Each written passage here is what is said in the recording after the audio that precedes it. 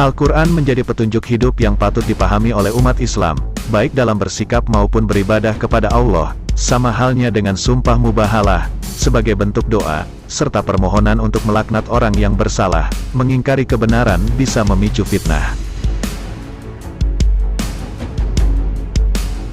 Betapa Allah mengagungkan martabat manusia, sampai dalam Islam disebutkan bahwa fitnah lebih kejam dari pembunuhan. Hal ini menunjukkan bahwa Islam sejati menjunjung kebenaran.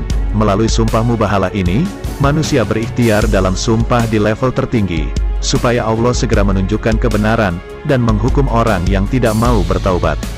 Penasaran dengan makna sumpah mubahalah dan azab yang bakal diterima? Simak ulasan lengkapnya berikut ini.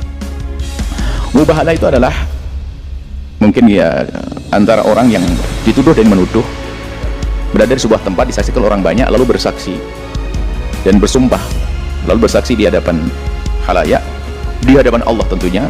Jika saya benar, maka dia yang hancur, dan dia salah, saya hancur. Ini sah dalam hal ini, sah dalam hal ini, boleh-boleh saja, dan memang Nabi pernah melakukannya, sah. Cuman ulama kan tidak satu kata dalam hal ini. Karena apa? Masalah jadi gini, ada orang yang harus melakukan yang demikian, masalah mubahalah. Kenapa? Fitnahnya terlalu besar buat dia, fitnahnya terlalu besar buat dia sehingga tidak kuat, lalu dia bermubahalah. Tidak dianjurkan, boleh tapi tidak dianjurkan. Kenapa? Khawatir nanti di saat belum ditampakkan oleh Allah, di saat belum ditampakkan oleh Allah pembuktian kebenarannya dia.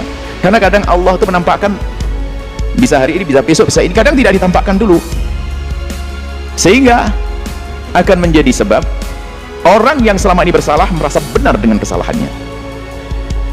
Orang yang merasa, yang jelas mubahalah sendiri ada, mubahalah, tapi sebaiknya adalah bukan dilakukan yang demikian itu, tapi bukan haram, bukan suatu yang terbaik. Dilansir dari NU Online, sumpah mubahalah ini pernah dilakukan oleh Nabi Muhammad, sebab Rasulullah disuruh Allah untuk mengajak tokoh-tokoh Nasrani Najran untuk mubahalah. Mereka bersama-sama memohon kepada Allah, meskipun tidak terlaksana, karena tokoh-tokoh Nasrani menolak, tertuang dalam satu ayat di surat Al-Quran. Siapa yang membantahmu dalam hal ini setelah engkau memperoleh ilmu? Katakanlah, Muhammad, marilah kita panggil anak-anak kami dan anak-anak kamu, istri-istri kami dan istri-istrimu, kami sendiri dan kamu juga, kemudian marilah kita bermubahalah agar laknat Allah ditimpakan kepada orang-orang yang dusta. Surah Ali Imran ayat 61. Mubahalah, apa itu mubahalah?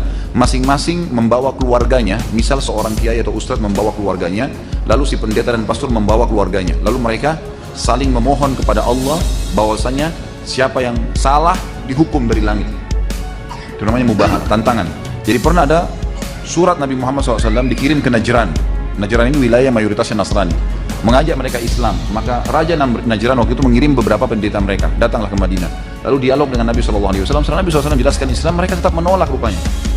1 hari, 2 hari, 3 hari, sudah sampai 5 hari di Madinah. Akhirnya Nabi SAW tantang mereka mubahalah. Kalau kalian tidak mau menerima Islam ini, tidak mau mengakui apa yang sudah saya sampaikan, maka kita bermubahalah. Lalu mereka mengiyakan. Nabi SAW pun mengajak ya Hasan dan Husain serta Fatimah radhiyallahu anhum ajma'in. Fatimah di belakang Nabi SAW, anak beliau, dan Hasan dan Husain lagi digendong oleh Nabi SAW. Lalu pendeta dan pastor-pastor mereka ini datang juga dengan keluarganya. Begitu mereka berada di sebuah lapangan luas, dan di situ ada gunung yang besar, tidak disebutkan gunung apa, tiba-tiba saja di atas gunung tersebut menumpuk asap hitam yang seakan-akan siap untuk menyerang siapapun yang salah. Maka pendeta tersebut mengatakan, jangan lakukan, karena kalau dia nabi, kita akan terlaknat sampai anak turunan kita. Sudah, kita bayar jizyah aja. Akhirnya mereka pulang dan mereka membayar jizyah. Itu kurang lebih mubahalah.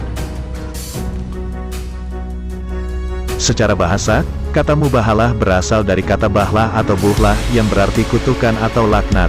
Secara praktiknya, sumpah mubahalah dilakukan oleh dua pihak yang terlibat dalam perkara sama. Mereka kemudian berdoa kepada Tuhan agar menjatuhkan laknat kepada pihak yang mengingkari kebenaran. Quraisy Syihab Tafsir Al-Misbah, Lentera Hati, Juanda, Jilid 2. Sedangkan menurut tafsir Jalalain, mubahalah artinya tadaru, fi du'a, yakni memohon dengan sungguh-sungguh dalam berdoa. Mubahalah digunakan dalam hidup Nabi hanya sekali saja. Jangan dikit-dikit mubahalah, dikit-dikit mubahalah. Baru hilang kunci motor ke mubahalah. Saja. Kapan itu terjadi? Ketika datang orang dari Najran datang ke Madinah bertanya tentang status Isa. Apakah Isa itu anak Tuhan atau hamba Tuhan? Kata Nabi Muhammad, Isa itu adalah hamba Tuhan, bukan anak Tuhan. Lalu orang Najran mengatakan, berkata, dia anak Tuhan. Akhirnya berkonflik, maka turunlah surat Ali Imran. Ali keluarga Imran, keluarga Imran. Imran punya istri namanya Hannah, Hannah punya anak namanya Maryam, Maryam punya anak namanya Isa, Hannah punya saudara perempuan, punya suami namanya Zakaria, Zakaria punya anak namanya Yahya. Keluarga kecil ini bernama Ali Imran. Al-Fatihah, Al-Baqarah, An-Nisa, Ali Imran, An-Nisa. Oleh sebab itu maka sebab turunnya itu, tapi ternyata mereka tidak percaya. Muhammad, kami tidak percaya dengan surat ini. Lalu mubahalah. Kalau kamu tidak percaya, panggil anak saya, panggil anak kamu, panggil istri saya, panggil istri kamu, kita mubahalah, minta laknat. Nadu'u abna'ana wa abna'akum wa nisa'ana wa nisa'akum wa anfusana wa anfusakum. Bini kamu, bini saya, anak kamu, anak saya, diri kamu, diri saya. Nanti kita minta laknat sama Allah. Ya Allah, siapa di antara kami yang berdusta, laknat, turunkan laknat. Tapi ternyata tidak terjadi, dan mereka langsung pulang. Apa kata Nabi? Andai mereka mau mubahalah dan terjadi, langsung mereka disambar petir mati saat itu juga. Jadi mubahalah ini terus berakhir ketika tembok pun. Kata lain, sumpah mubahalah ini saling melaknat. Sumpah ini menjadi tingkatan level tertinggi. Sumpah yang terakhir, kata Ustaz Nababan, dalam sumpah itu Allah memberikan azab atau laknat secara langsung tanpa menunggu beberapa hari. Istilahnya sumpah ini adalah sumpah serapah. Jadi salah satu pasti ada yang dilaknat Allah tapi banyak yang meninggal atau stroke itu banyak, ujar Ustaz Nababan. Sumpah mubahalah, sumpah tertinggi di atas sumpah li'an. Sumpah li'an sumpah laknat, mubahalah itu di atasnya itu. Mestinya mubahalah itu orang yang berlawanan kita ajak bersama-sama, tapi kan nggak mungkin mereka mau.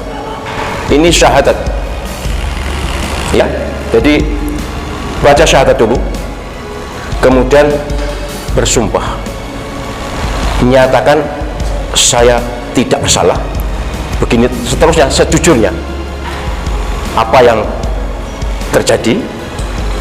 Jika saya bohong, moga-moga Allah Subhanahu wa ta'ala melaknat saya, istri saya, dan keluarga saya. Berat sekali memang. Semuanya harus begini. Ini tanda syahadat, tanda tauhid. Maka moga-moga laknat Allah jatuh pada mereka dan keluarganya. Doa apa boleh doakan jelek? Ini sudah sumpah. Ini Allah SWT fanaja'al laknatullah alal kadhibin. Jadi jangan sok tahu. Oh itu kan umat Islam tidak boleh mendoakan jelek. Iya, dalam kondisi normal ini dalam keadaan sumpah boleh. Sumpah li'an kan intinya juga mendoakan laknat. Ini perintah Allah SWT. Ini syariat Allah SWT. Jadi dalam kondisi sumpah mendoakan jelek boleh.